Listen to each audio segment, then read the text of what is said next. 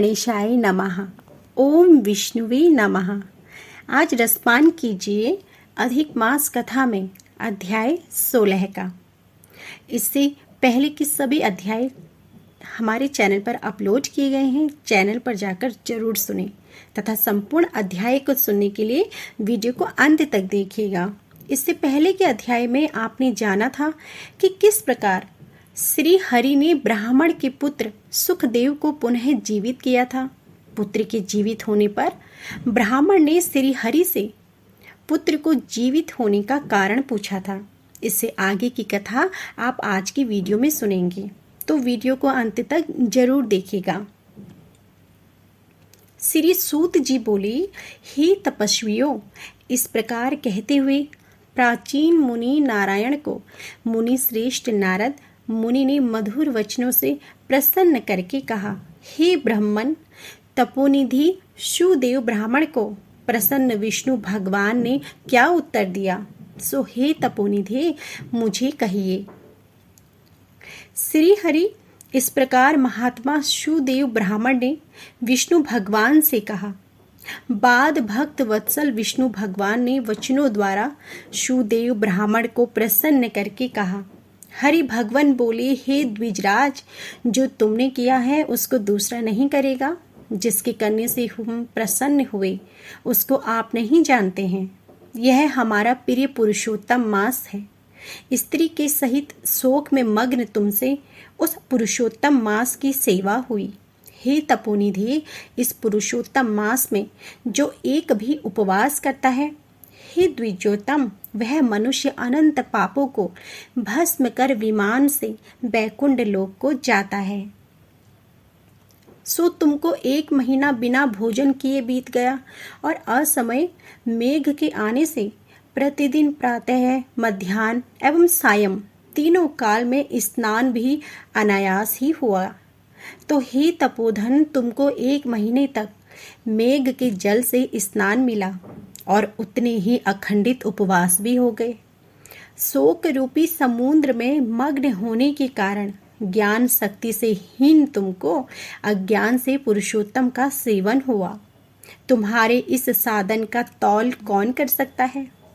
तराजू के एक तरफ पलड़े में वेद में कहे हुए जितने साधन हैं उन सबको रखकर और दूसरी तरफ पुरुषोत्तम को रखकर देवताओं के सामने ब्राह्मण ने तोलन किया और सब हल्के हो गए। पुरुषोत्तम भारी हो गया, इसलिए भूमि के रहने वाले लोगों से पुरुषोत्तम का पूजन किया जाता है। हे तपोधन, यद्यपि पुरुषोत्तम मास सर्वत्र है और फिर भी इस पृथ्वी लोक में पूजन करने से फल देने वाला कहा है।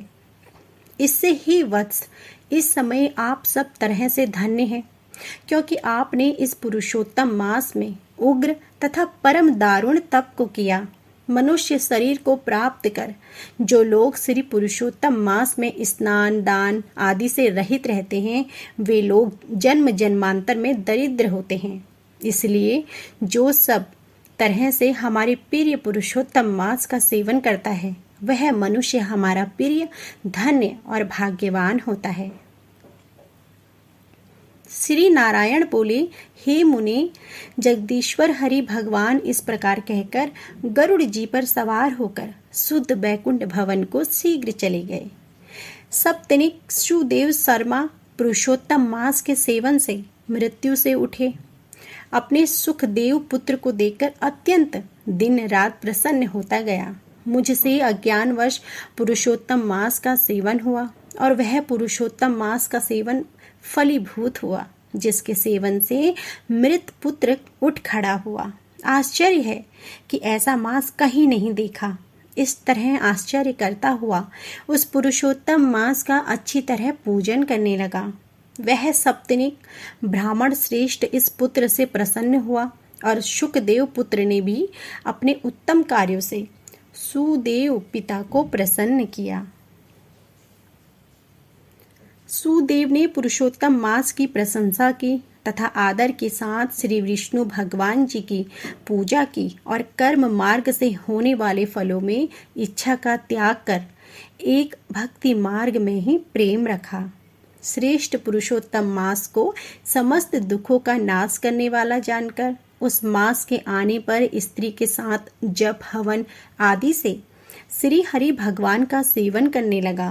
वह सप्तनिक श्रेष्ठ ब्राह्मण निरंतर 1000 वर्ष संसार के समस्त विषयों का उपभोग कर विष्णु भगवान के उत्तम लोक को प्राप्त हुआ। जो योगियों को भी दुष्पर्याय है, फिर यज्ञ करने वालों को कहाँ से प्राप्त होता है।